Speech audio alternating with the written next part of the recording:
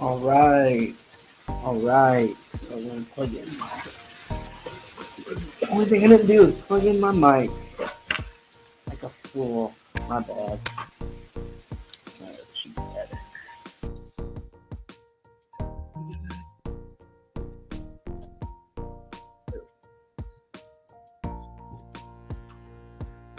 Hello, hello, welcome. Welcome to tonight's show. Welcome to tonight's show. I'm excited for it. We have a big show tonight.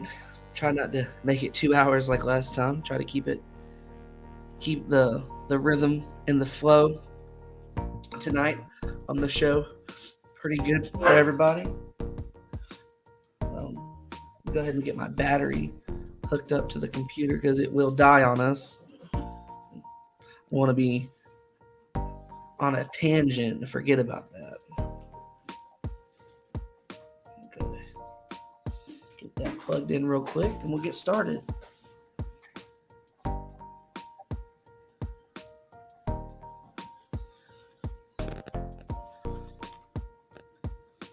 All right. How's everybody doing tonight?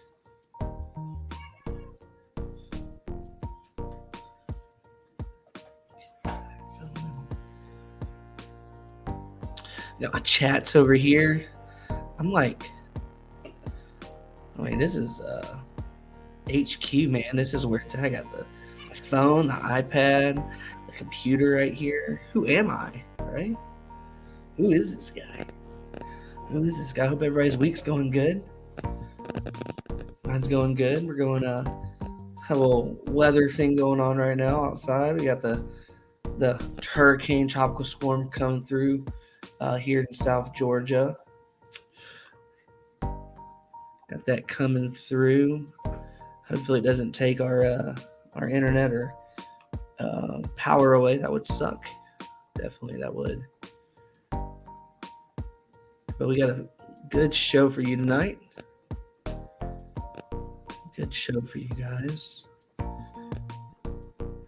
Man, we're a lot to talk about. We talked last time on Monday. We talked about the college football potential of the playoff. We talked hypothetical situations. We broke down people's schedules. We had a big, full show on Tuesday. A lot to talk about tonight as well. We're not going to repeat, honestly, the same thing over and over again. But boy, was that fun on Monday night, man. That preview. And we were pretty close. We predicted TCU to jump Tennessee at 4. The committee is all over the place when it comes to their reasonings. 1 week it's, the resume, they played these teams in this way, and then this week it's, they lost. So it's like, what is it, right? A lot of people are mad. A lot of people want to go back to the BCS system, which is, you don't want to do that. There's all kinds of reasoning, honestly, for this. They just can't give us a clear-cut reason at all. So that being said, we'll throw up our game plan for tonight. Sponsored by my cat, clearly, because she wants the attention. But if we had a sponsor like StreamYard, the best solution for all your live streaming needs. If I had an ad, I would put it out there. But I don't. We're just in the beginning stages of what could be something really fun for Back Porch. Hopefully Jake and Scott can join us tonight. If not, I know they'll join the chat later tonight, and they'll probably give their 2 cents as well. Man, I'm really excited for this weekend. I got a tailgate at church with the boys. Gonna be watching the noon games. We're gonna be having smoked chicken, ribs. What are you guys doing this weekend for this weekend slate? It's not as heavy as last weekend, but I think the implications mean more this weekend, for sure, in my book. Absolutely. Oh, man. Love to get y'all's weigh in. on that. Oh, I hear you. I hear you. You are annoying. But we love you. All right, here's our game plan. Our game plan. Game plan powered by StreamYard for all your live streaming needs. StreamYard. Get it. It's free. It is free and it's fun. All right. So in our game plan, we have the breakdown of what we're going to talk about tonight. We have the college football playoff. Who is number 3 and number 4? We don't know. We have a definite clear cut who's 1 and 2 going to be, right? 1, Georgia, right? It's going to be Georgia. We know it's going to be Georgia unless they somehow forget how to play football the next couple weeks. It's easy cooking all the way. Nope, ma'am. No, thank you. It's easy cooking all the way into the championship game, which that's not an easy game. Neutral ground, LSU. It looks like LSU is going to, at the moment, win the West, SEC West. They're hot right now. Brian Kelly has those boys believing in whatever he needed to get them believing, because the beginning of the year, it looked rough. All it had to do with the first year. What can Jaden Daniels do? Was the offense too complicated? Was it too easy? Was he not reading? Was he not doing enough in practice? It's all, football is all about anything like the game of life. It's about reps and confidence and everything you do in every situation that you do and in any situation that you get in. So, some teams start slow. Luckily for them, their schedule worked out in their favor where it can start slow. And they lost early on to Tennessee, and it was really bad. But I think LSU's got a really good opportunity to button it down. They can play really physical ball. They have a really good, strong defensive line that can go to toe-to-toe, I believe, with a Georgia offensive line. Question is their offensive line good enough to stop 4 in that championship game? And when we get to that, if LSU versus Georgia that week, if we get to that, we'll do a full breakdown of that entire what those rosters look like, what the D line versus O line matchup, all that stuff. Look at the stats behind that, because stats don't lie. But we'll do that. But let's head into our number 3 and 4, right? Let's talk about Georgia's our definite number 1, definite 1 and 2. Number 2 is going to be Ohio State or Michigan, right? Too easy, way too easy on that one. But then you got to break it down, right? All right, then you look at the chance, right? Who's got the chance of making it into the playoffs, right? We got 1 established Georgia, 2 Ohio State / Michigan. Whoever wins that game, right? That's your number 2. That's your playoff to number 2, right? And then you got, after that, you got Tennessee, TCU, Oregon, USC, and LSU way over there with 5%, right? And these percentages are coming from LSU. They're coming from ESPN's FPI, which is actually a really phenomenal way of breaking down rosters, breaking down the analytics, putting all the stats together that matter. Pretty cool stuff. That's where they're getting these percentages from. If anything, any percent, with these top 8, they're going to get in, or top 10. Okay, LSU's got probably the hardest chance just because they got to win out and they got to play the toughest dog at the end of the day, which is the Dogs. But it'll be a neutral ground in Atlanta, which isn't really neutral, but the LSU faithful they do travel.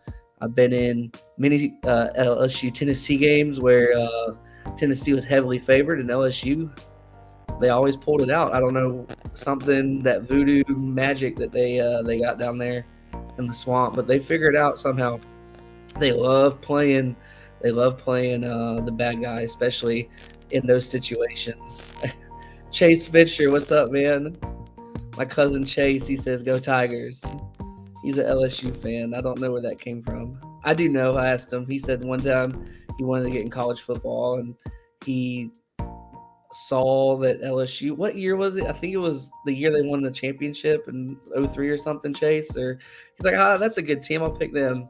So he picked a good team at a good time, especially back in the day. So that's how he became an LSU fan, even though he's originally from Illinois, and now he lives in Tennessee. So, which is cool, man. Love you, Chase. Thanks for coming on, man. It was around then. Okay, I knew I was right. I knew I listened to you. These concussions they make things iffy the older I get. So, oh man. So, so yeah, we're looking at our dark horses right now. LSU, obviously the long shot, purple jerseys. They need to wear those purple jerseys more. I like the white ones; they're classic. But when they wear them purples, those are pretty cool. I will say long shot, right? LSU, they're gonna have to literally, really just run the table this week. They play Arkansas this week. It's in Arkansas. LSU has not beaten Arkansas, I don't believe, in Fayetteville in a very long time. This is a good opportunity to show the committee that that Alabama game was not a fluke. Just ride that momentum into the rest of the season. They're going to play Arkansas. They have Arkansas game. I believe they have a Mississippi game. I don't have the schedule up. Hey, Leanne, how are you? I'm glad you're watching. I miss you. Love you. Your little granddaughter, she's adorable, Leanne, by the way. Leanne, that was like my mama growing up. My other mama growing up in high school. So she took care of me and her son, Cameron, when we were playing ball together. Big Alabama fan. We don't hold that against her, though. We don't hold that against her. They like Alabama before Nick Saban got there. So they're true. They're true people. They're true Bama fans. So, anyways, yeah, so, I mean, we can break down that one. Personally, I think if LSU does win out, it's going to put a lot of pressure on the committee, because that means they're a SEC West champion, they're SEC champion with 2 losses. They ran the table. They had to have beaten their resume on their resume. They already beaten Alabama. They would have already beaten a few good teams, Ole Miss at home, and then on top of that, Georgia in the championship game. So that's a pretty good resume. If you put that resume up against the other guys who, let's say, Oregon goes all out, I mean, it's a pretty tough call, right? It's a flip of a coin in that situation. But I personally think LSU's maybe 1 to 2 years away from getting there. They're going to recruit. They're going to get portal guys. Jaden Daniels needs to stay for another year in order for them to continue that momentum they have on the offensive side of the ball. Rumors are he might go pro. I don't think that evaluation on him isn't going to be any good. He needs to stay on. That'd be the smart move, especially for his professional future. But like it or not, they're going to be there. Brian Kelly, I need to put an apology out there. I called him Les Miles 2.0, a used car salesman, and he still might be. You never know. But preach it, hopefully, that he stays. Yeah, I'm with you, Chase. I think he needs to stay. I think he's a really good quarterback, transferred from Arizona State. You know, we saw the bits of skill that he had there, but it's really amplified his skill set the last couple weeks. Now that he's actually playing quarterback, and with confidence, and they got Butte, the wide receiver, in the mix right there for that offense, and they're moving and grooving when it comes to that. So moving on. So we have. I forgot to say we were talking about Brian Kelly. I'm apologizing because this year he's proving me wrong. Is he cringeworthy? Yes, when he does the little dance videos and stuff with the recruits and whatever works. But man, I need to apologize because he's got those boys motivated to play. He is a good coach. You forget that he's a good coach.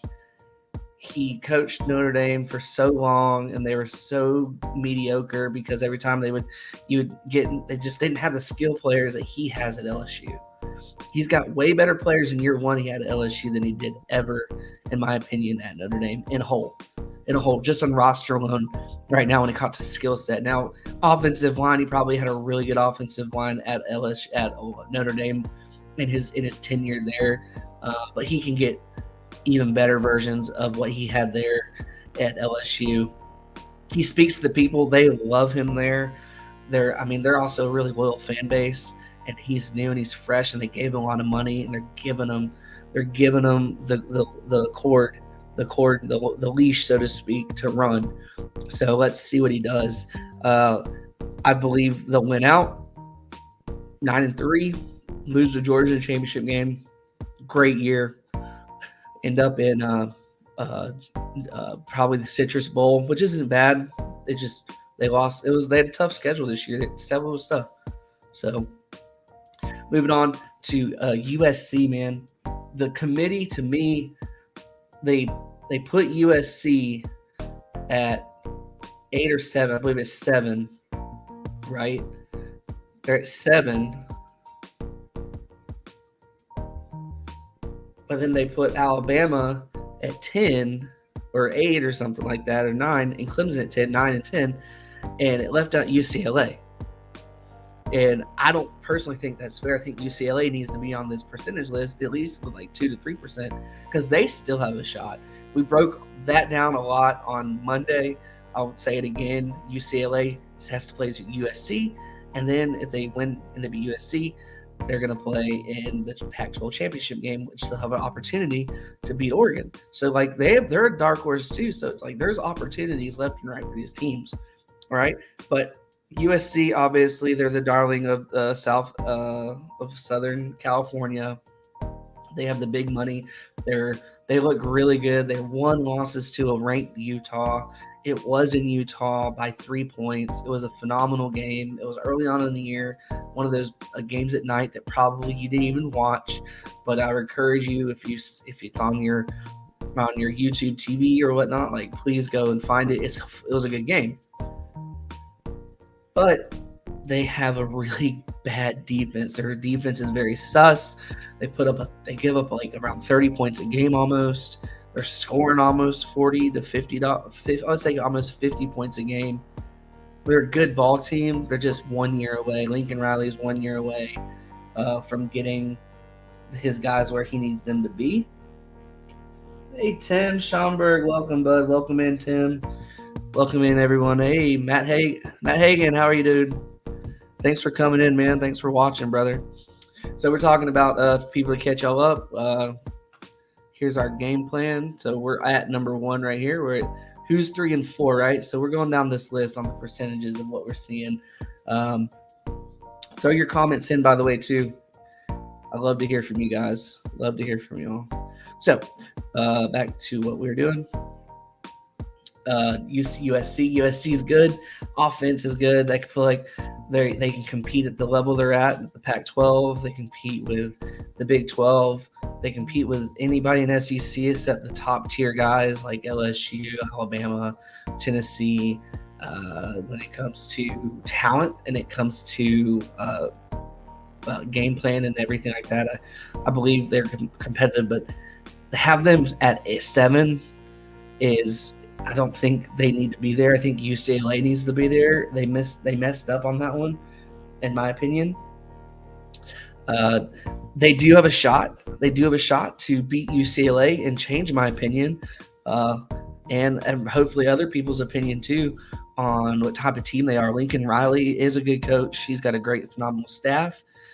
He's got them cooking over there, man. He's got them cooking in down there in Los Angeles, and then they're going to play UCLA in 2 weeks, and that's going to be a great game. I believe it's a good game. It's going to be a very physical game. UCLA likes to run the ball. They like to pound the rock, and we'll see if USC can stop that. I don't believe they can. They're giving up a ton of yards on the ground. They like to score very fast and pace the game out their way. So we'll see how that game works out. But they're going to have really good 2 coaches that know their stuff, know how to game plan very well. So that's going to be a good game. That's a playoff game to the playoff, honestly, because whoever wins that one gets Oregon. Okay. Oregon's percentage, I think their percentage right here, it should be based off of just me. not the FBI at all, but the little good computer brain of Nate. I think Oregon has a better shot, a better resume than TCU when it comes to games. Oregon's got Washington this week at home. They have beaten UCLA at home. They have a majority of their games at home, which is a great schedule this year for them. They lost to Georgia week 1. Everybody knows it. 43-point loss. That was a big loss. But they turned around week 2, beat a lesser team like 70-14. It woke them up. Clearly, they had to wake up fast, and they got ranked so low after that game. They were ranked so high, and it was just because it was on national television. They got embarrassed. They went from like 8 to 20 something, and they literally have been inching their way up each week. And then it does help that Bo Nix is playing football the way he was supposed to play football coming out of high school as a 5-star or a 4-star. If Jake was in here, Jake would let me know if which is which. I can't remember, but he is playing football. It's his 5th year. He knows the sport. He knows how to play quarterback at this level. I would say the competition, yes, took a downfall because he went to the Pac-12, but you can't take that away from him. He's still making the kick throws. He's still making the reads. He's still making all those things. If Hendon Hooker honestly wasn't doing his thing, he would be in the Hendon Hooker spot this year, just because his QBR is stupid high. He's like 22 or 20, it's almost 30 touchdowns or something like that with like 2 picks. So he's playing football, and that team is rallying behind him for sure. But they have done what they needed to do. Hey, John, what's up, man? See you tomorrow morning. But Bo Nix, he's definitely a baller. His draft status has gone up because he has been playing so good this year, and that team is rallying behind him. They got a very balanced attack. They like to run the ball a lot. Hey, Candace, welcome in.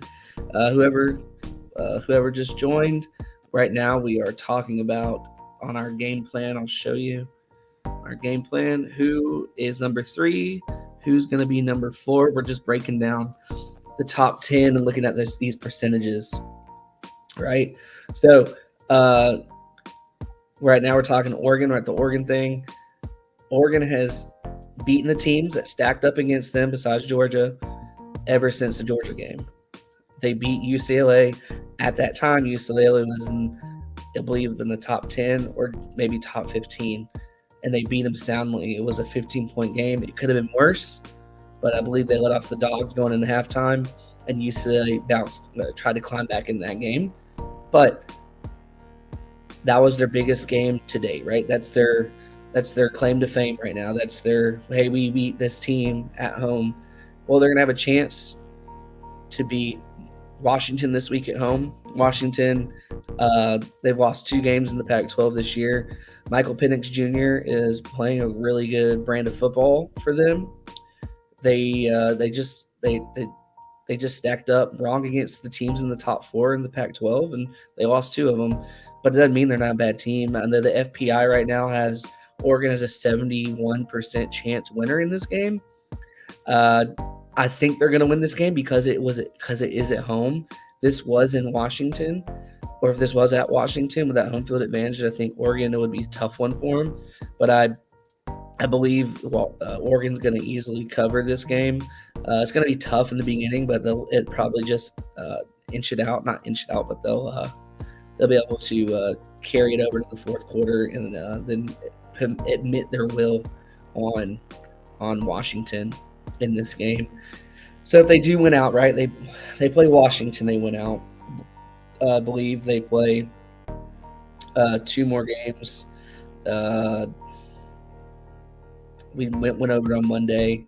Washington's the only good one. So they went out, they play winner of USC, UCLA in the Pac-12 championship game, right? So they win the Pac-12. Say they beat USC, who's number 9 right now, or 8-9, whatever. They beat them. They win the Pac-12. 1 loss against Georgia. Are they going to be number 3? I think so. I think they earned it. I don't know. What do you think?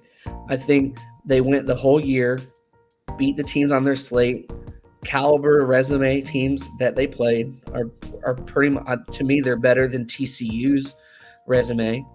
I know TCU, they have, at the time when they played them, they were ranked, but right currently at the standings, they've only beaten one ranked team on their slate right now.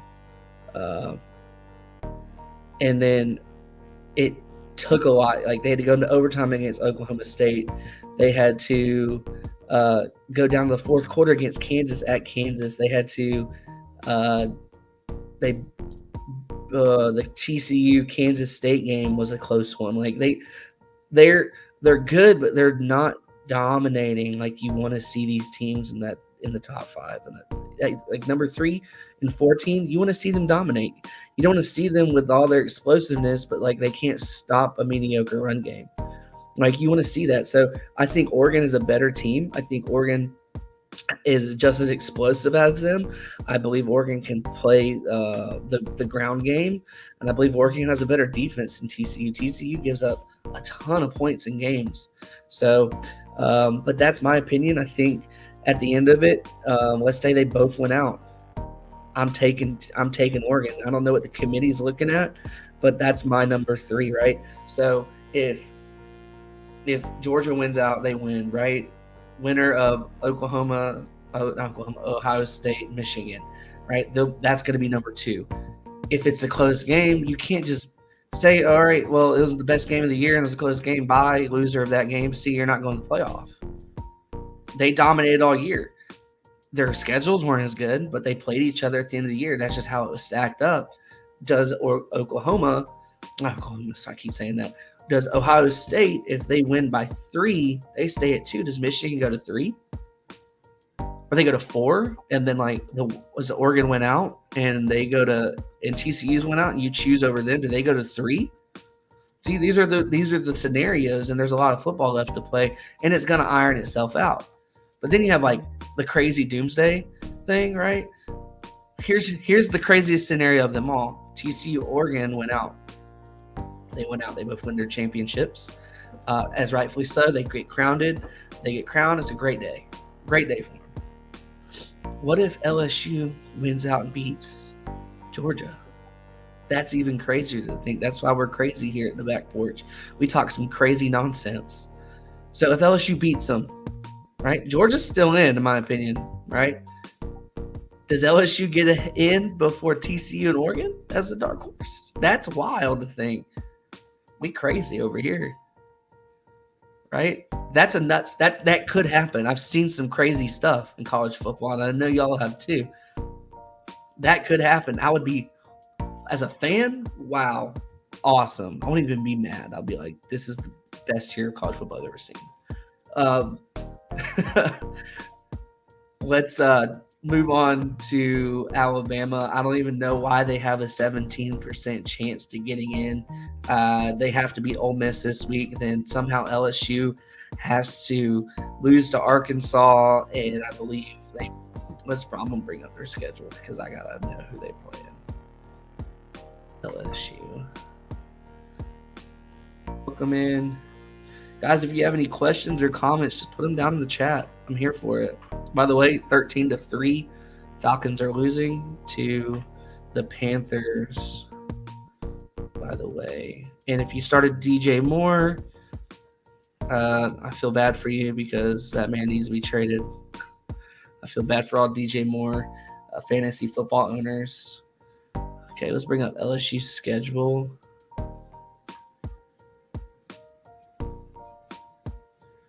Bring it up. They play Arkansas at Arkansas this week. That game earlier on in the year seemed a whole lot better than what it is. Yeah, so their next 3, Arkansas, University of UAB, and Texas A&M at Texas A&M. They're going to go 3-0 on that one, right? So if they go 3-0, they have the tiebreaker against Alabama. They have the tiebreaker against Ole Miss. I didn't see how Alabama is going to be even considered in that. it has to Oregon has to lose this week to Washington and then turn around and lose in the Pac-12 championship to USC for Alabama to even get remotely in. There's a lot of crazy scenarios for them to get in. Honestly, I think the USC, Oregon, and TCU need to be higher than Alabama. I think Alabama should be at 5%. Like, seriously, with a 2-loss. And then you got Clemson, man. Here we go again. Like, hey, you beat the teams on your roster. You beat them when they were ranked. You beat Wake Forest. You beat Syracuse. You beat NC State. Right?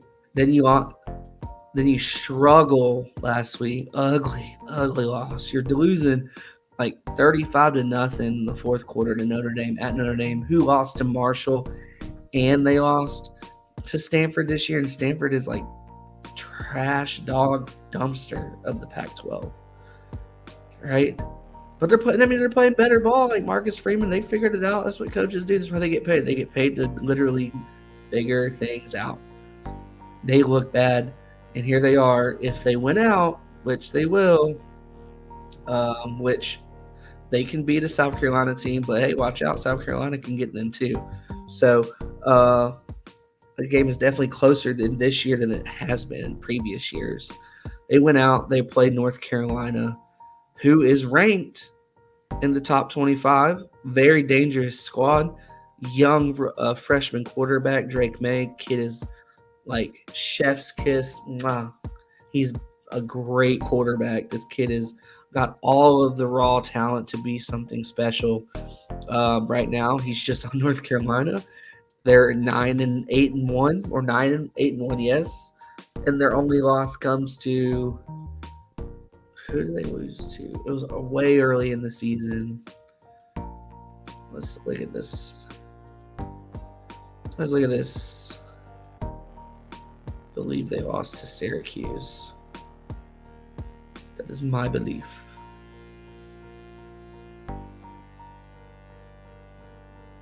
Syracuse, where is? 1 second, I'm almost there.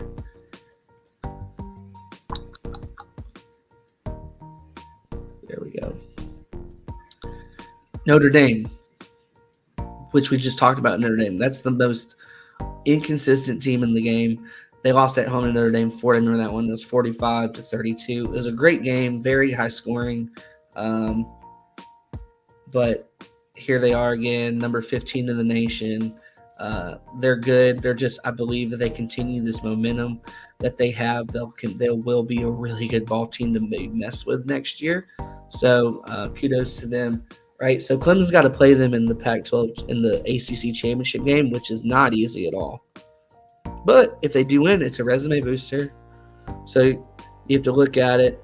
If the chips fall in favor of Clemson, you're looking at TCU losing to Texas or Baylor within the next 2 weeks, and then if not, they run those games and they got to play one of Texas or Baylor in the Big 12 championship game. They lose that one, right?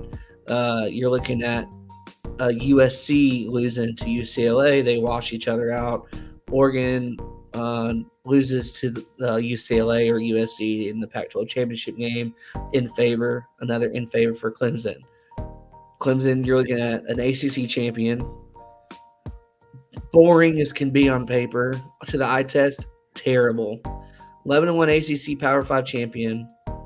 Beat on resume alone top 15 ranked NC State, Wake Forest, in North Carolina, and Syracuse. That's four ranked games that they won. Okay, lost to Notre Dame, which the committee ranked Notre Dame, so Notre Dame is ranked.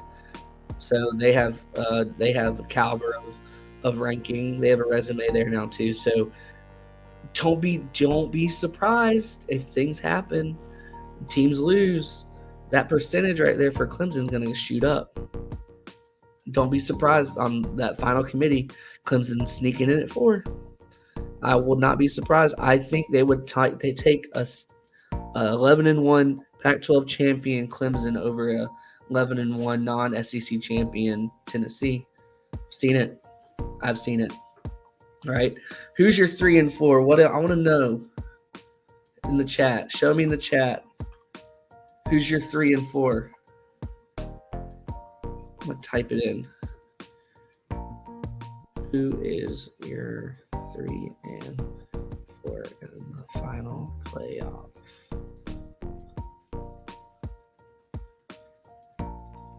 It's a tough one.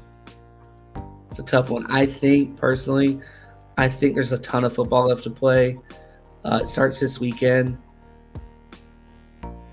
but I think Georgia, Ohio State, Michigan, it's going to be a good game. I don't think it's going to be a close game. I think Michigan is going to end up 3 or 4.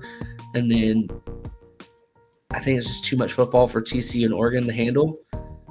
And I think Tennessee sneaks in at 4. That's not being biased at all. I just think TCU is going to have to win or lose, pretty much be perfect the next 3 weeks, and then beat a team that they already beat at home. That team is going to want revenge on the road in a championship game. They're going to want that. It's so hard to beat someone twice in modern college football. It really is. Love to see your comments. Let's see here.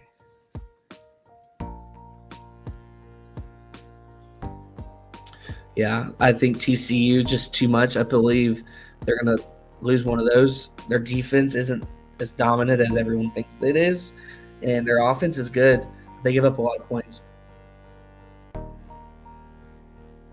They give up a ton of points.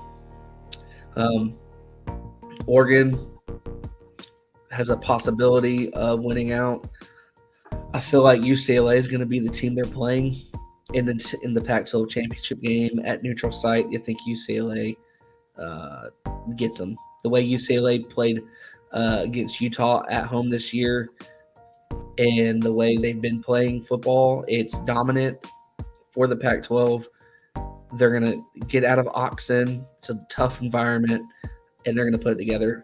I feel like UCLA is going to win that Pac-12 championship game against Oregon. And then you're looking at when Clemson winning out, and then it's going to be Clemson versus Tennessee. Who's going to be 4. And I don't know if the committee, the way how Clemson looked this year, because they talk about, it's either getting judged on how the team looked that week or how their resume looks. Well, both resumes are good. Offensively, who can compete against the 3, Michigan, Ohio State, and Georgia, right? And it comes down to the trenches. Clemson can compete in the trenches, but they don't got a quarterback. They still have a quarterback issue, and they have not addressed it. They have an offensive problem. I would rather see Tennessee neutral ground against those 3 than anybody else. So realistically, that's why Tennessee's at 64% of the FPI when it comes to chances of making the playoffs. Those numbers aren't just made up. That would be a fun, man. You're looking at Tennessee and Michigan, teams that had struggled the last 15 years to be relevant in college football. Blue bloods, man, like not blue bloods, just old historical, like that's good football. That's good for the brand. Those 4 right there, something fresh, something new, and those 4 can play against each other. Like that'll be a fun playoff.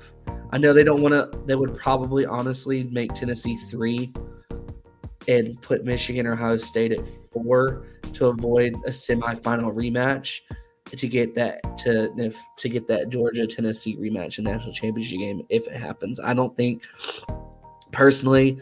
I think if Tennessee's at 3 versus Ohio State at 2, Ohio State wins that game. What a game. It'll be a phenomenal game. Probably just light fireworks everywhere. It'll be super fun. We can only imagine, right? That'll be super fun. But I would I think Tennessee doesn't have enough defense to stop that Ohio State offense when they're cooking, just because. And so it'll be Ohio State versus Michigan, Georgia again, like last year's semifinal. Uh, it'll be Georgia, Ohio State. That's how I think it's going to play out, just on paper. But ask me again in 2 weeks. So we'll see. I know Ohio State they've been struggling all year, but then like every time you think they show weakness, they come out the next week and beat somebody like by 60. So we'll see. This has been a great segment. I love this. We got a next one on the game plan. Here we go. Our next segment. Well, I was going to show the resumes too. I know we talked about them. We mentioned their losses, their notable losses and stuff like that in their record right here. And then our top games that will decide the college football field, which we mentioned TCU, Texas. Already we mentioned Washington, Oregon. Then, Oregon's got to play Utah, but it's at home. Like, whoever played Oregon's schedule deserves a raise because every major game, UCLA, Washington, Utah, all have been at home this year for Oregon. So kudos to them. What a great year for them. Now next year, they got to play all those games away. We'll see how that plays out for them. Then you got the USC UCLA game, which this year finally that matchup means something. And I think it's going to be a great battle for LA. Both brands are on top right now for them, and it's going to be fun to watch. So mark your calendars. That's next week. Yes, next week. That'll be a really fun football game, guys. And then obviously the granddaddy of them all, Michigan, Ohio State. That's just pretty much the winner right there. Just hate. Winner's going to get number 2. Depends on how bad the loser loses by. If it's a big loss, big thing, you got to bump them. But I think it's going to be a close game. I know Ryan Day, the last couple years, has put it on Michigan.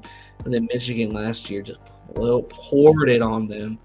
For the couple years that Ryan Day's been trying to outscore them and just bury their face in the dirt. But I believe Ohio State's ready to rebuttal from last year. And it's going to be obviously cold. It's going to be just classic Big Ten football. It's going to be awesome. So mark your calendars on that one at noon. Fox, big noon. Here's my, if I work for Fox, there's your shout out right there. On that one. All right, moving back. We got some attaboys. I was an attaboy. So the attaboy is going to be guys who just went outrageously insane against teams this week. Some guys you've not even heard of. Some guys you know their team they play on. Never heard of these guys. So it's our chance to get away from the college football playoff talk right now and give you some attaboys. So this is from our graphic that we throw out every week. It's called the Game Day Honors. Each week we're updating who did what because you want to spread the love. You want to say, hey man, I see you. That's cool. Like you had a phenomenal week. Let's celebrate you. Okay. So our first attaboy goes to our non-quarterback performers, right? So these are going to be anybody who just straight up balled out. Obviously, this week it's all running backs. Our first running back you want to give an attaboy to is Bijan Robinson. This guy is legit. He's going to get drafted in the top 20 this year. He's going to go pro. He's going to make a lot of money in the pros, man. If you have not watched this guy play, watch his, go to YouTube right now, watch his highlights. He is a phenomenal running back. He looks the part. He has the part. He's ready to go. There's a few good running backs coming out this year that I'm really excited about, that I'm really, really excited about to go pro. And he's one of them for sure. I would love for him to get picked up by a really good team that needs him. But yeah, I mean, he had 30 carries and 208 yards and one touchdown.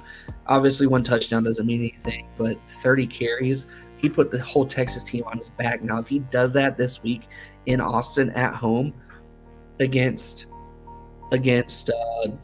TCU, you might as well say Texas is going to win that game. They're going to control the clock. They're going to control everything they want to control in that game if he's got 30 carries. And this was against Kansas State at Kansas State last week.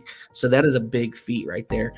Then you got Devin Neal. This kid is so freaking fast. 32 carries, 330 yards, total yards, 1 touchdown. He's a highlight reel last week, man. He was moving and grooving, shaking and baking he's a little smaller, he's fast. Another guy to look for in the upcoming draft as surprise hopefuls. Josh Downs, this guy, Drake May, couldn't do it without him this year at UNC. He is a very good, phenomenal wide receiver. He's been in a couple of these performers for the weeks multiple times this year for us. He had 3 touchdowns. He's obviously the guy Drake goes to the most. They have a lot of rhythm, and you'll see that this week against when they play Wake Forest. Then you got Craig Williams. Baylor's really a good team. They just came up short against 2 teams already this year. But he's another good running back. Baylor likes to pound you. Dave Aranda down there, he likes to play physical football. And Craig Williams is the reason why they're able to be where they're at right now. They're not ranked, but they're in the top 30 in the nation. But when it comes to physicality and running the ball, they're definitely a team to not mess with. And then you got Lidham Webb and Edward Sadie. These guys, you're probably never going to see them, but they put the numbers up against the competition they're playing. Obviously, South Alabama played Georgia Southern last week. Georgia Southern does not have a very good defense. They will eventually, but they put it on him, man. He deserves it. And then at Temple, Edward Sadie, he had 265 yards, 3 touchdowns, 24 carries. I don't care. You do that. Those are video game numbers. These guys, kudos to these guys. All right, moving on to our next performers, our attaboys. Our attaboys go to the number 1 attaboy is Tanner Medici. Southern Methodist University Mustangs in Dallas, Texas scored 77 points last week against Houston. They gave up 55 points, but this guy had 10 total touchdowns. They scored 55 at half.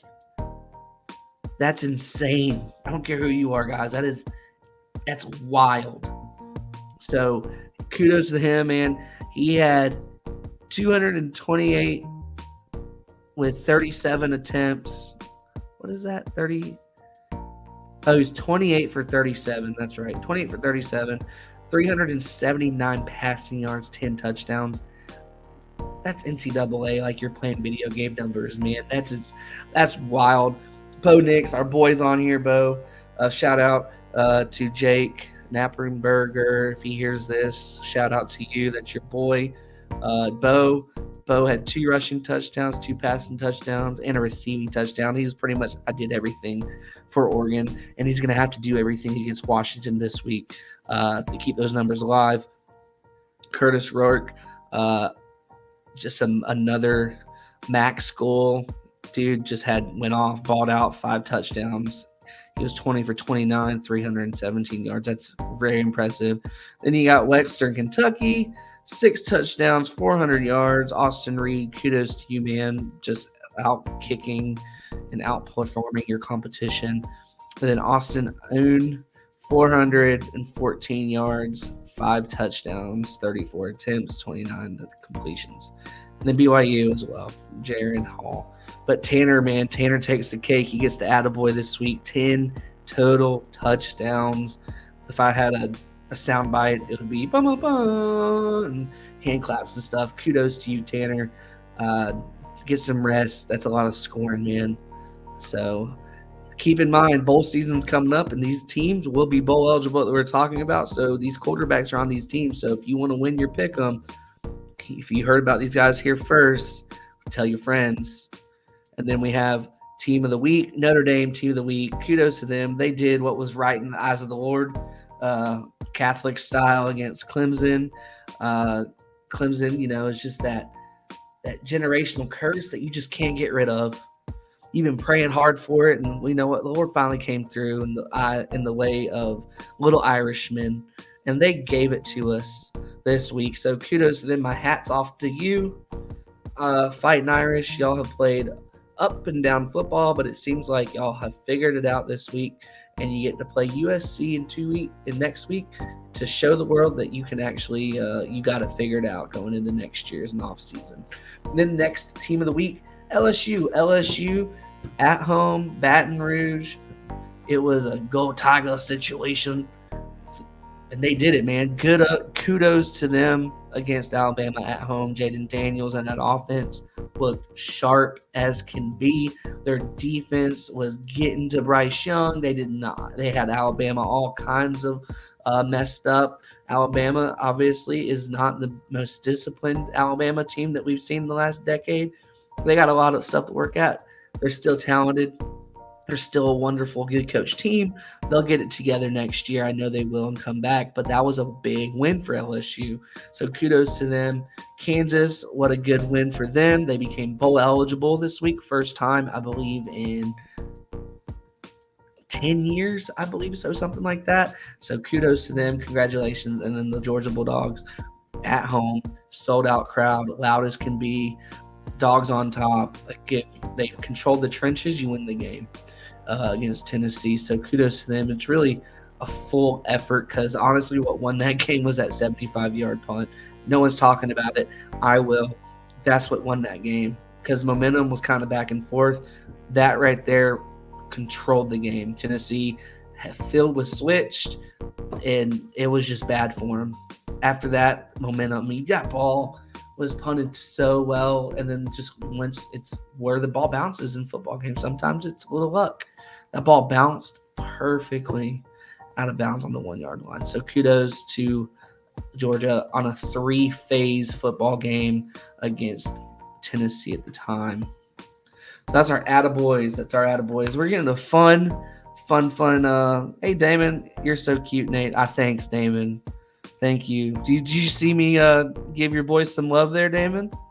A little attaboy right there. Georgia Bulldogs, team of the week. Come on now. All right. Okay, our next one is start, bench, cut. This is for you guys too in the chat, so keep that on. So our start, bench, cut. This one's going to be fun. I got 2 scenarios for you, and I want to hear you. I'm gonna give my my 2 cents on start, bench, not cut, but portal, because no one gets cut anymore. Everyone just goes to the portal. So start, bench, portal. Here we go. Our first scenario: start, bench, portal.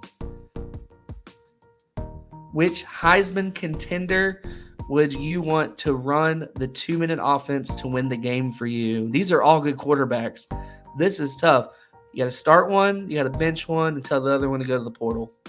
Who is it? I want to see it in the chat. I'll give you guys a minute to put that one down there. That one's tough, man. These are all besides Corum. He's a running back.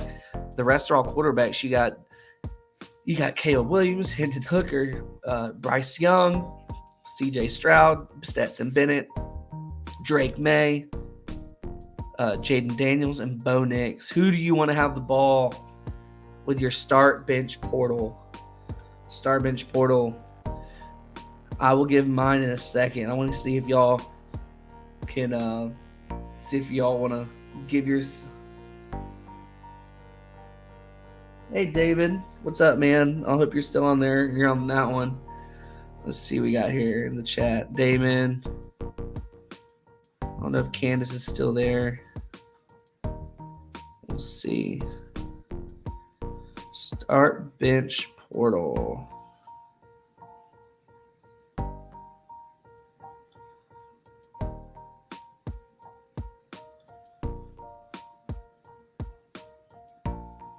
Love to see it in the chat. Let me see it.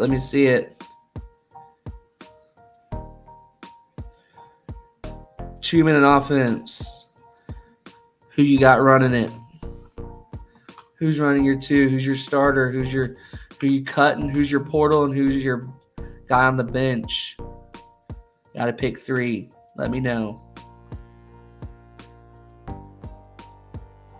Let me know. Love to see it.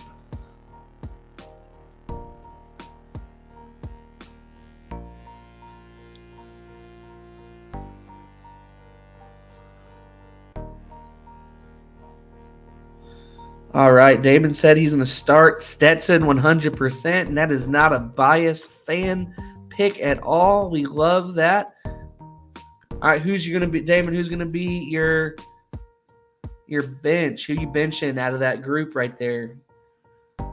I would start Stetson in that moment. Heck yeah, 2 minutes. Kid's been there for 17 years. He knows that offense like the back of his hand.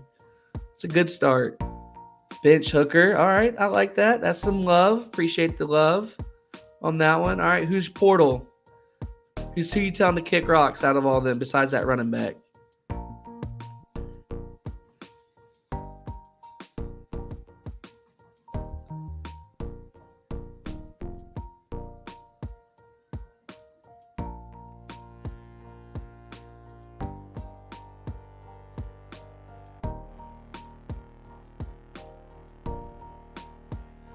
Start bench Portal. I love this. This is fun. Should have started the game off. Should have started the game plan off with this one. Maybe next week. Portal Bo Nix. That's a tough portal. That's tough, man. You're talking about some really experienced quarterbacks there. So my man Damon said he's going to start Stetson Bennett, give him the ball with 2 minutes left. He's got all the confidence in the world for him. He's going to bench Hooker just in case Stetson gets hurt in that moment. And then he's going to say, Bo Nix, kick rocks. That's a good one. That was good. That was real good. That was good. Cool, man. Cool. Anybody else have a start bench Portal?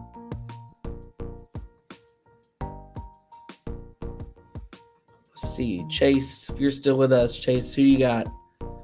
Candace, if you're with us, who you got? Your start bench Portal.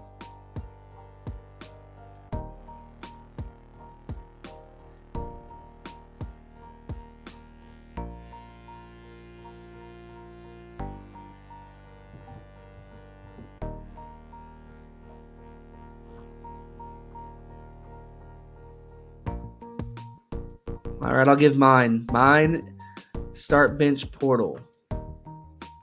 Now the question is what offensive line do I have, right? So I'm assuming in Damon's Damon had Georgia's offensive line. So I'm gonna go Georgia's offensive line. All right, it was not in the scenario, so I'm gonna say Georgia's offensive line, 2 minutes to play. Who do I want to have the rock?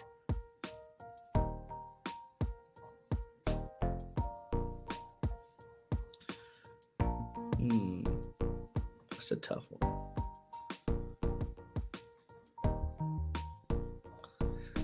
I think I'm going to start.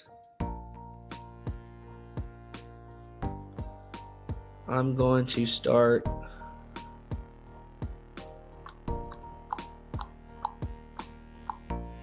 Stroud.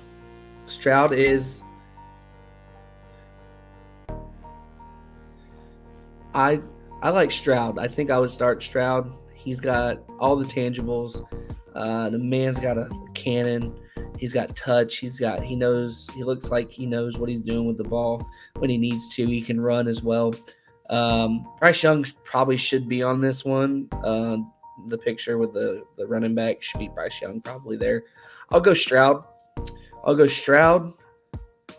And then I would go Stroud. Caleb Williams for sure. Caleb Williams, the reason why no one's talking about him right now is because he's in the Pac-12. He's in the Pac-12, but if you remembered him at Oklahoma last year, man, kid came out of nowhere, took that starting job and ran with it and never looked back. So I would go with Stroud for my one. My bench would be Caleb Williams. I love this guy. He's a great quarterback. He's going to be early Heisman, early votes next year for him. They're going to be a really good USC team as well. So be on the lookout for that one. And then my portal, I'll portal Bo Nix. I think he's good, but he needs to go somewhere else. I don't think he's as good as Stroud or Caleb Williams in this scenario. These are all good quarterbacks as well.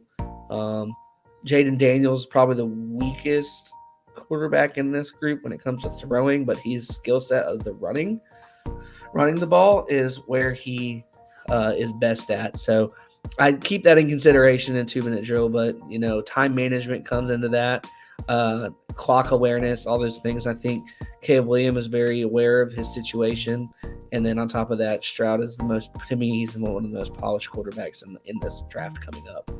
So Damon said he changed his mind. He's gonna bench Stroud and portal Hooker, which is fine. Totally agree. When it comes to matchup, who do you want with the Brock? I would rather keep my two best guys, one starting, one benching. Doesn't mean Hooker sucks. It just means Damon wanted somebody else, which is fine. And then he said Bryce Young is overrated. I think he is really, really good, but he has to have a really, really, really, really good line and some skilled wide receivers around him. And it showed, obviously, last year compared to this year for sure. So that is start, bench, portal, quarterback questions. Let's see if we can get another person in here to play the game with us. Thank you, Damon, for participating, man. That was fun. Definitely fun. Fun for everybody. Let's see. All right. Next up, we have, which coach are you playing for? Which coach you playing for? Right? Out of these four, they're walking into your house. You're an AD maybe, and you're gonna hire one of these guys. Let's do it that way. Scenario: who are you hiring? Right? Or if you're a player, who are you playing for? Out of these four right here, you got Lane Kiffin, Mike Leach, PJ Fleck, Mac Brown. I'm gonna let y'all think about it, but this is a good one. Another good one. Start, bench, portal. Right? All right. So who's gonna be your starting coach? Who's the one that you want? Who's gonna be your backup coach that you would like? Hey, I'll transfer to you, or I'd be hard to pick between you. And then tell the portal coach, tell him to kick rocks.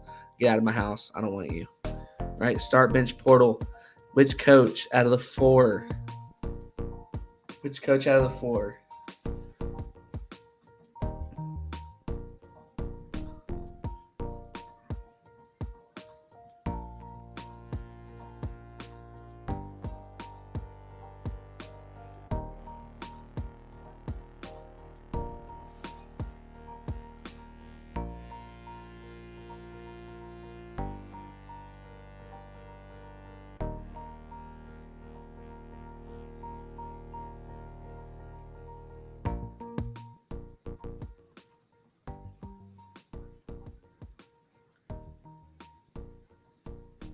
All right, brutal choices. I know, that's why I did it that way.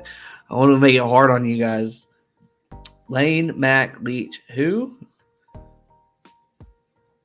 PJ Fleck. He is Minnesota's head coach. Row the boat guy, right? He was a hot coach for a minute about 5 years ago, and Minnesota got him, and he's been up and down with them ever since. So.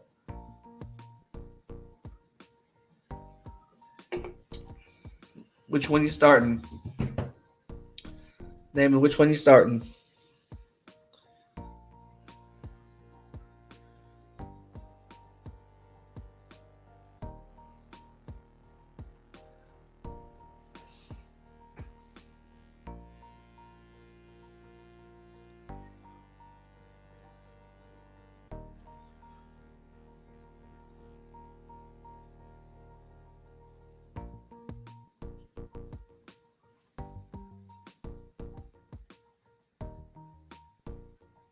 Which one you starting, Damon?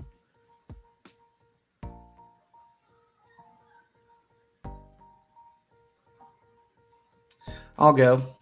I'll wait on Damon, but I'll go. So if I'm starting a coach right now who I want to play for, I'm playing for Lane Kiffin. All day, if I'm at AD, I'm bringing Lane Kiffin in. I know he's got a little track record behind him, but the guy's good. The man is a good coach. I would love to play for him. He's that type of coach. My next, so that's my starter. My bench coach, Mike Leach. He's crazy. You gotta love a crazy guy. They're nuts. They're insane. They're fun. They make it super fun the whole time, right? They make it fun for you. So I'm definitely portaling. I'm not portaling. I'm benching Mike Leach as my backup coach, just in case like Lane Kiffin changes his mind because he doesn't like me. He revokes my my scholarship. I'm going with Mike Leach, and then the coach I'm telling to kick rocks, PJ Fleck. Row the boat was a sensation, but it ain't rowing anymore. It seemed like it worked at Western Michigan, but it did not work at Minnesota. He had him. He had Tanner Morgan this year, 7th year, 6th year senior. They just can't do it. The rowing the boat thing, the gimmick, does not work anymore. So bye, PJ Fleck. You're going to the portal. For me, I haven't slept in 36 hours. Don't take me seriously. Oh man, why not? We'd love to take you seriously, man.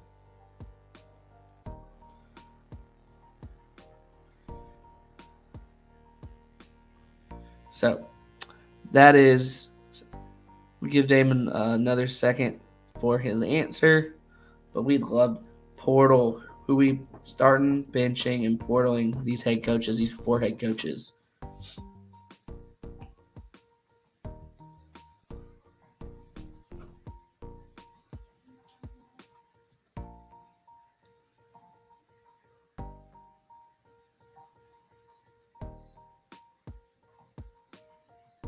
Love you too, man. Hope you get some sleep.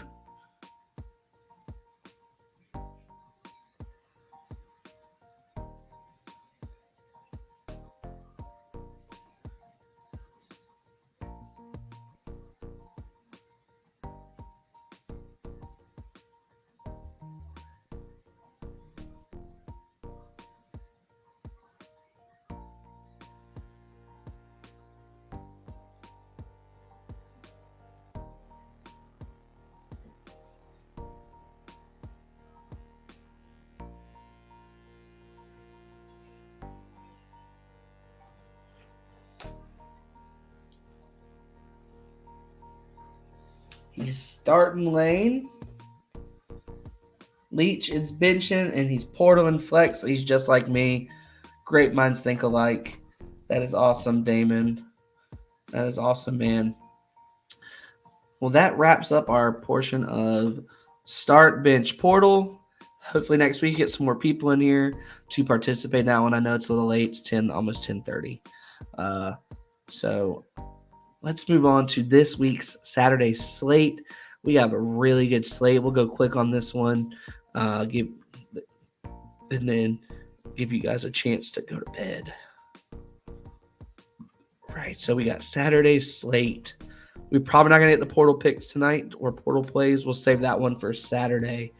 So we're going to go Saturday slate.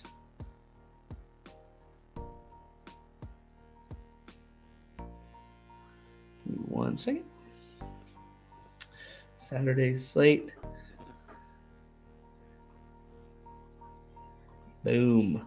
Gonna move over a little bit. Saturday slate. Game 1 on our slate that we're super excited about is going to be Alabama Ole Miss. Alabama Ole Miss. This is number 9 versus number 11. I feel like Ole Miss has played themselves in a potential to honestly as a super dark horse to get in the playoffs. So Alabama Ole Miss on this one. This game is in Oxford. Alabama's coming off a really tough loss. Excuse me. A really tough loss against LSU. It was away. They did play okay. They didn't play their best, but man, oh man. Lane Kiffin wants to beat Alabama, and he wants to do it bad, and he wants to do it in front of his home crowd. 74% of the people this week have chosen Alabama in this one. They still think Alabama is still better than Ole Miss in this game, and I don't know, man. I don't know. I think Ole Miss This year, I want to like Ole Miss, but I feel like Bama is going to play really pissed. I think so too, Damon, in this one. Let's go ahead. Hold 1 second.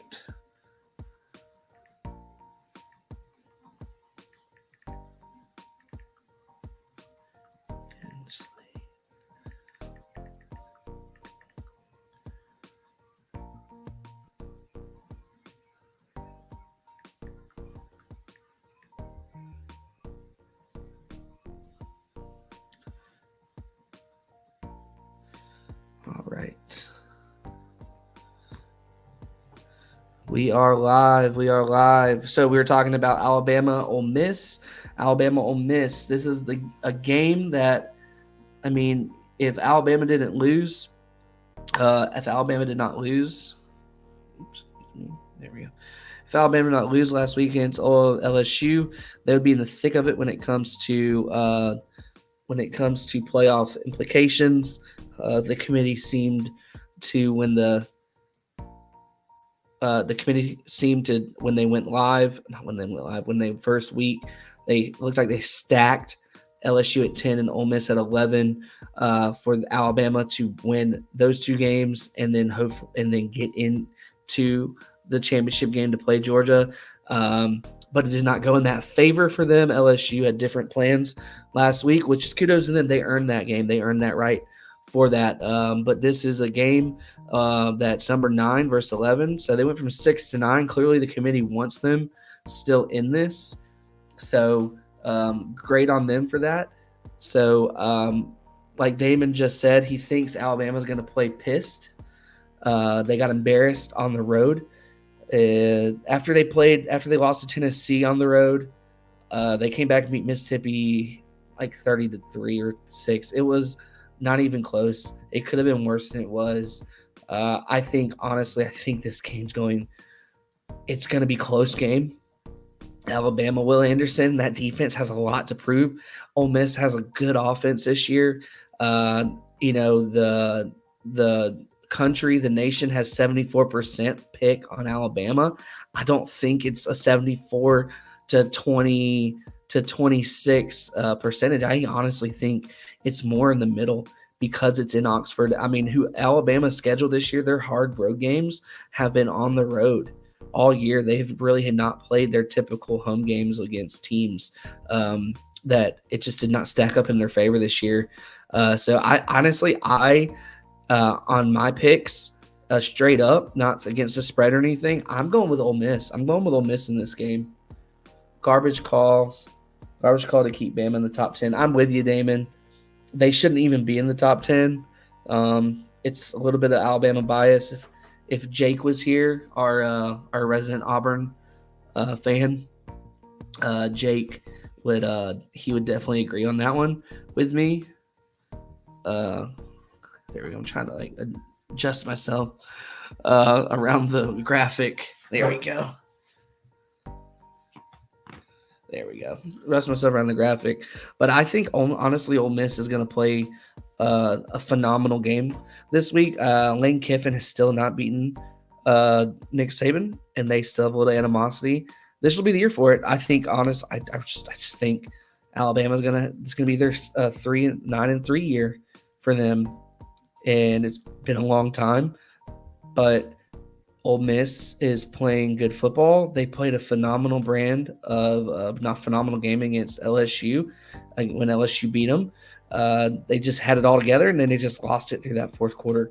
But I think at home, it's really hard to win on the road this year, and I think Alabama's going to find it really tough against Ole Miss. And Ole Miss's defense is actually pretty decent. It's not bad at all. It wasn't last year's Ole Miss defense, so I would definitely love and feel bad for Jake. I definitely would keep that in mind too. A lot of people are discrediting that defense they have, and it's good enough. It's good enough. Their offense is reeling and dealing and doing a good job. And Lane Kiffin, honestly, he's had this game marked on his calendar since last year, and he's been scheduling, game planning, doing everything he can to get an advantage in this game. Now, Pam hasn't played their brand at all year. That's why I feel like Ole Miss straight up is going to win this one. It's going to knock Bama completely out of it. It's going to show the committee that number 9 spot should have been for UCLA or someone like that to give him a chance to get in this thing. And it's honestly not fair. So I feel like Ole Miss is going to do that. It's going to bump them out. Ole Miss will go probably number 9, and they'll just replace each other. So that's my pick on that one. If my boy Scott was here or Jake or anybody else, I mean, I'd love to see your thoughts on this one, but I feel like Jake will probably go with Ole Miss as well. And probably Scott too. Just Bama. If it was at home, it'd be a different game. I'm going Ole Miss. There's too much. It means more for them than Bama. I know Bama's coming off licking their wounds and who they are, but they're just not the beast that they were in the last few years. The next one, the game has no implications to the playoff at all. It's just fun, fantastic, frisky, energetic football. We got UCF versus Tulane. This is UCF versus Tulane, both in the top 25. Both have earned their spots in the top 25.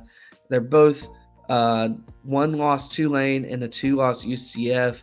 UCF lost to in the beginning of the year to Louisville. Louisville. Yep, Louisville went down there and beat them. And then I believe their second loss was another decent team. Oh, ECU. They went to Eastern Carolina. It was a little trap. It's hard to beat anybody in Eastern Carolina. It's weird to think that, but they play really good football there. If you watch those group of Power 5 teams play like I do every week, I'm just an addict to the game. So that's just who I am. But then you got Tulane. Tulane is honestly this year's Cinderella. They're this year's Cincinnati. They're not gonna make it the playoff or anything like that. But if they win this game and they win the American Conference, they're gonna go to the New Year's Six. They're gonna go to the Orange Bowl. So they've already beaten Kansas State at Kansas State this year, and that's no slouch. So we'll see. I don't know. It's a road game. UCF has not played good on the road all year. Gus Malzahn, he's a really good coach at home, but his away record's terrible.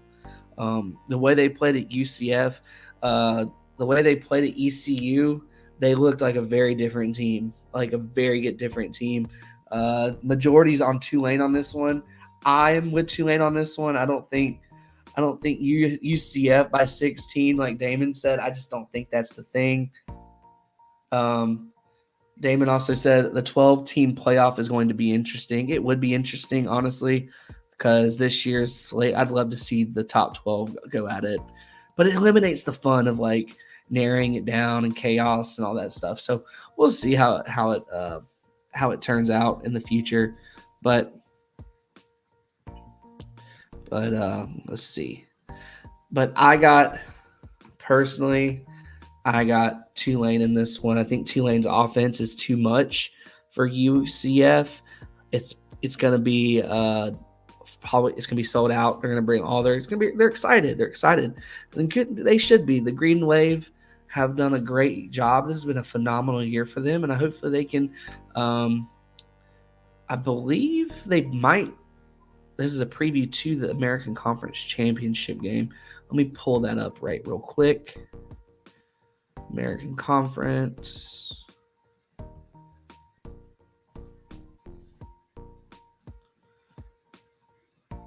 And I love the American Conference. It's a phenomenal conference. Bet. Damon Burgess says bet. All right.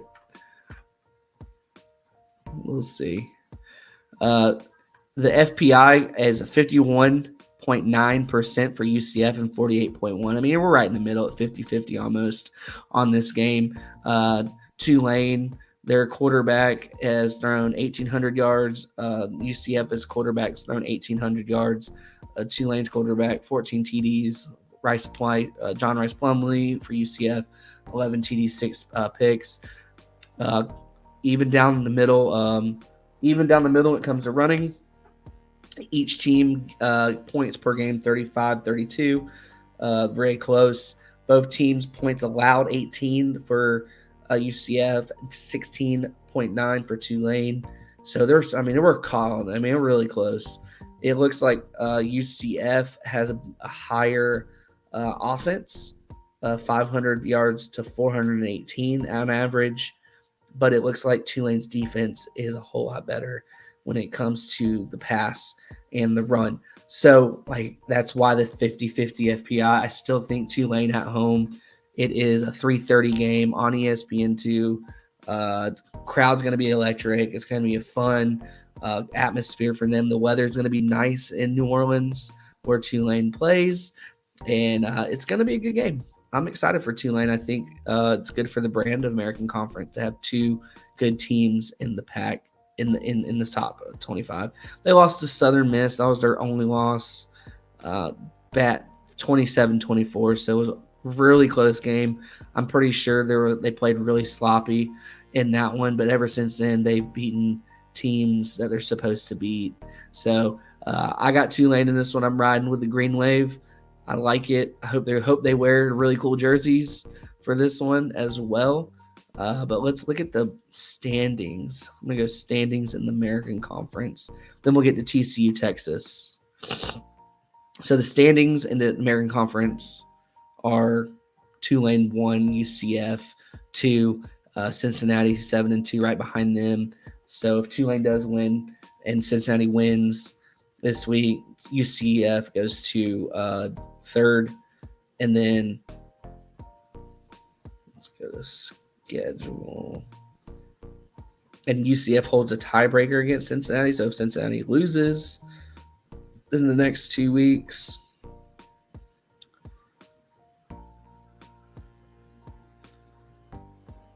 let's see. Yeah, it's going to be a good one. So I think Tulane wins this one, and they get a matchup against Cincinnati. Let's look at Tulane's schedule, the last 3 games for them. Be really interested to see if they play Cincinnati. Yep, they play Cincinnati the last game of the year, so they might turn around and have to play them in the championship game. That's wild. So they might eliminate them, and then UCF holds so it's going to be a fun one. So we'll see. That's going to be fun for the American Conference. That's something to look at for fun. I know there's no playoff implications on that one, but that's going to be fun.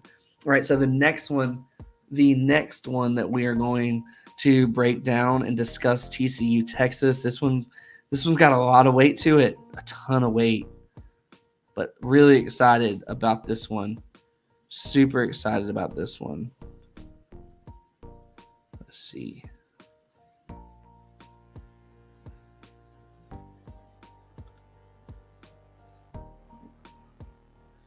TCU is coming off a great win. They're coming off a few great wins. Obviously, they're undefeated. They're a team that's scrappy. They're a team that it seems like if you get them any situation, like a overtime game, or they need to get this first down, they've done it all year. They're a team with confidence. And those teams, you might be better than skill set wise.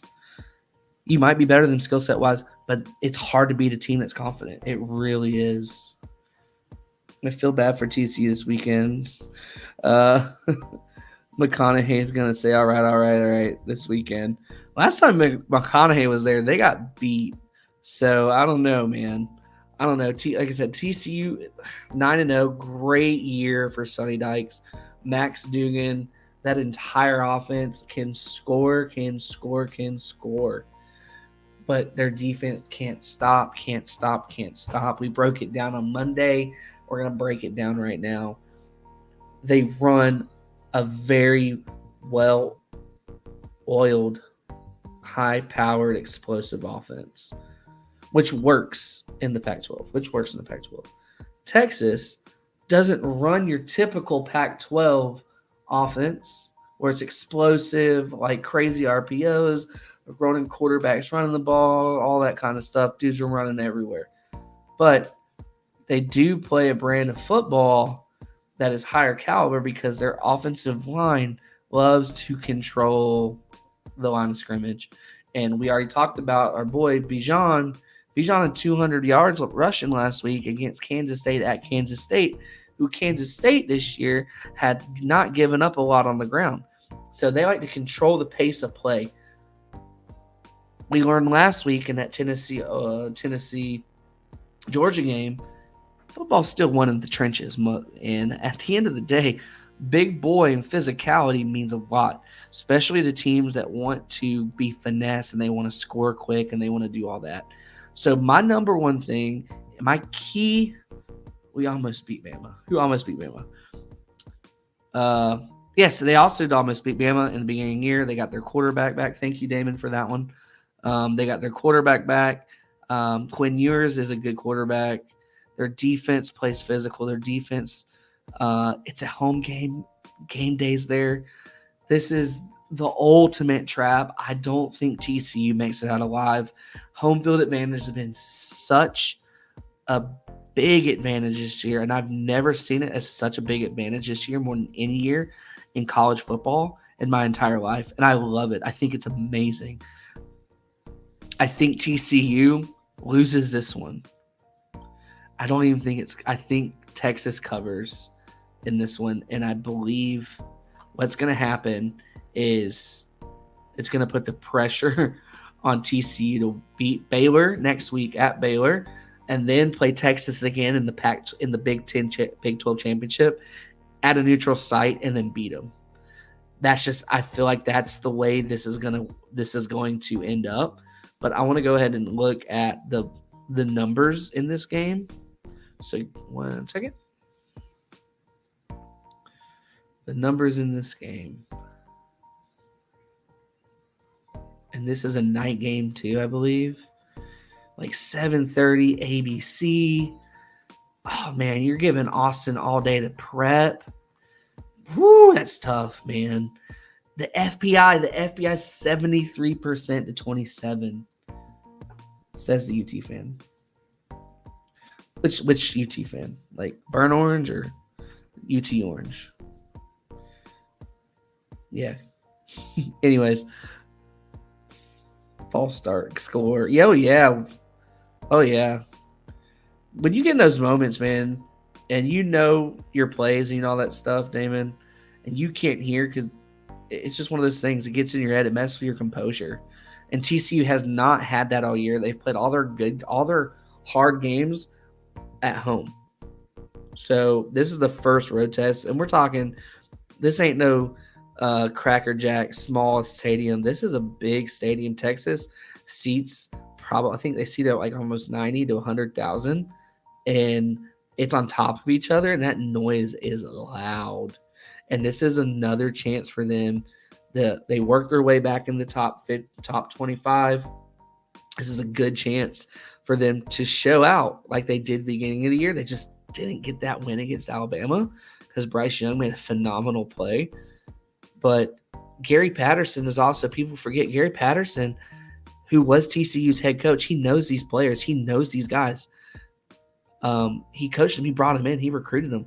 He's Texas's defensive analysis coach or whatever. He's on that. He knows how to game plan against these guys.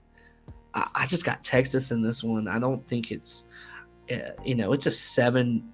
Vegas has it as a 7 as a spread.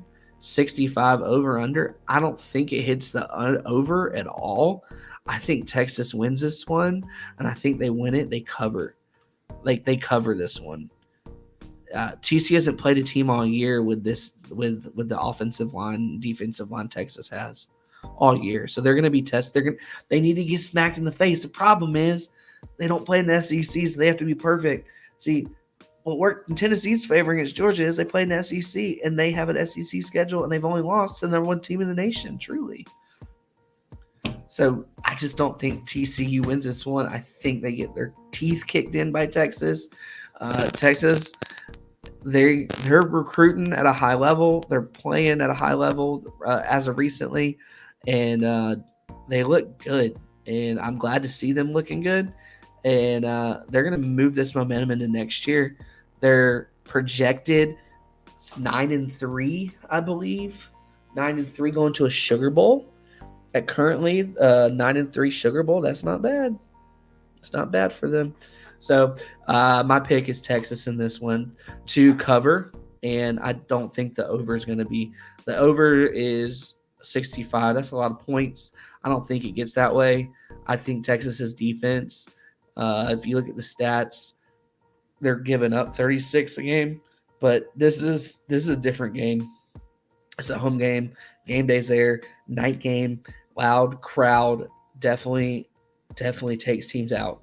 So we'll see. So we will see on that one. And then moving forward, our next couple games, we got Washington, Oregon. Washington, Oregon, this game, huge implications for Oregon more than anything. Washington can play the spoiler. Washington is another really good team, but they just couldn't get over the hump this year. But they're no slouch. It's a 7 o'clock game. Otson's going to be sold out probably. I don't think Washington even comes close in this game. It's going to be a fun game to watch at night. So there's a few good slated games at night. So if you're at home this weekend, you're just chilling, you got a lot of good games to watch. So keep that in mind. I'm going to bring down this game by the numbers as well. Yeah, Oregon's a 77% FPI. The FPI this year, we've been tracking it in the picks we have. The FPI is actually beating us right now in our pick'em straight up, only by one, beating Jake by one. But the FPI is it's pretty damn accurate. It's a 64-26, I believe, all year. That's very accurate, man. That's really good. So yeah, this game is high scoring. I believe 72.5 is the over. Both teams are scoring easily 80 points a game. Both teams are giving up almost 30 points a game. So if you take their averages and scoring 40 and divide it by the average they're giving up, which is 10, do some basic math. Let's say 35. That gives you 70, so 72.5. I believe 72.5, they're going to go over. I feel like this one's going to be at 74, 76. But we'll see. We'll see. But, I mean, that's a lot of points. They both love throwing the ball. Both quarterbacks, 23 touchdowns, 5 picks. Both quarterbacks. Penix has thrown the ball more, almost 400 times. He's got 3,223 yards. Bo Nix has thrown less. They like to run the ball a little bit at Oregon, a little bit more. Washington does not have a good running game, but they're averaging 125 yards per game, but they're throwing the ball. And then Oregon's pass against the pass, 276 per game. So there's your fine line right there. It's going to break down to getting pressure on Penix, and I think Oregon will be able to. I believe the cover is going to cover. But the spread's 13. Maybe Oregon. I don't know. I'll take the over, but I wouldn't take the spread. I think both teams are going to score a lot of points on each other. That's for sure. Absolutely. Oregon by 30. Hot take. Saban retires this year. That is a hot take, Damon. I don't think so. I think Saban's going to look at this year and go, I need at least one more year. This is so bad because it wasn't expected. I don't think he expected this year to be the way he wanted it at all. Oregon by 30. No chance. I don't think so. I don't know. I don't think Oregon's as good as everybody thinks they are. Bo Nix is good, but Oregon still has not played. Let's see who they played since Georgia.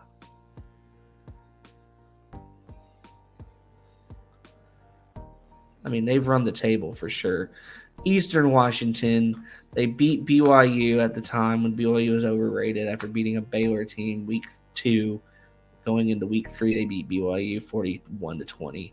We know now that BYU's not very good. Washington State 44-41. Washington State's sitting at 4-5 right now, so they're not very good. 45-27 on Stanford. They're not good. They're like schedule stupid easy. 49-22 to Arizona. Then they played UCLA at home 45-30. That game was a completely different ball game in the second half. UCLA got sloppy in the first half. They did not. Moment was too big. They pissed down their leg. That will be, personally, I think in my heart that's going to be a rematch in the Pac-12 championship game. Just how it looks. They played California, beat the dog piss out of them, beat the dog piss out of Colorado, and now they played Washington. Washington has played a tougher schedule, a more seasoned schedule, but Oregon has to play Washington, Utah, and Oregon State. That rivalry game at the end of the year is never fun. It's in Corvallis, so Oregon's got to run the table like we talked about earlier tonight.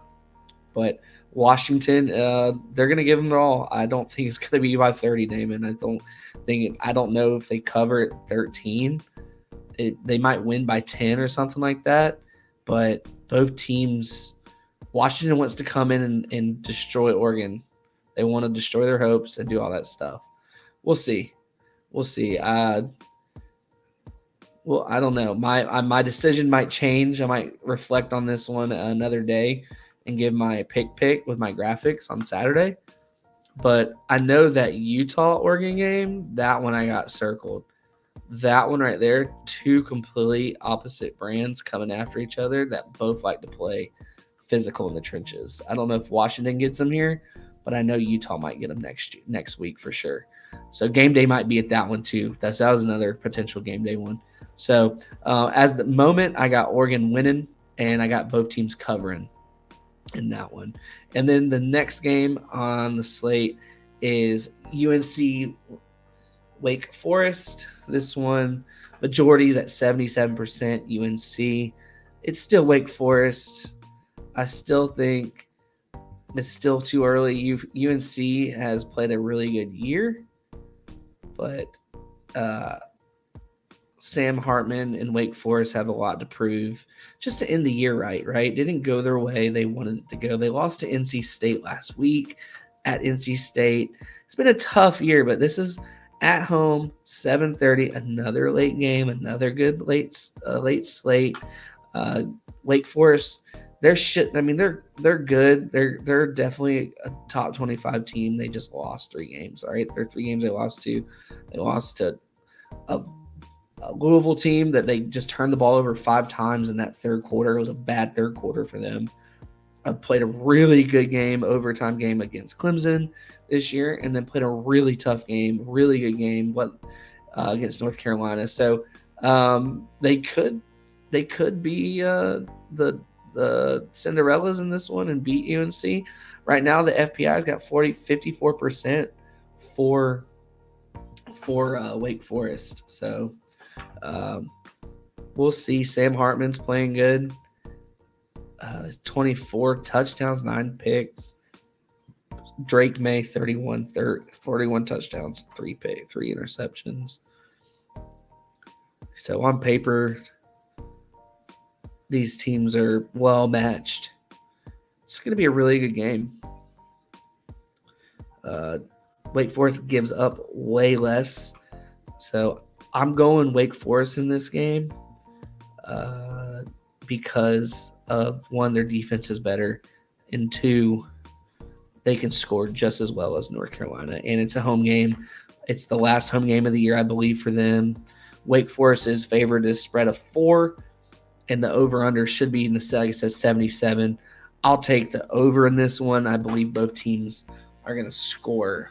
Points. So as we wrap up tonight's show, there's some really good ball, some games, some big games of implication. TCU this week in Oregon. We'd love to you to follow and share this and keep up with the Black Porch. I'll have all of our picks slated tomorrow, coming out tomorrow, and then our picks against the spread.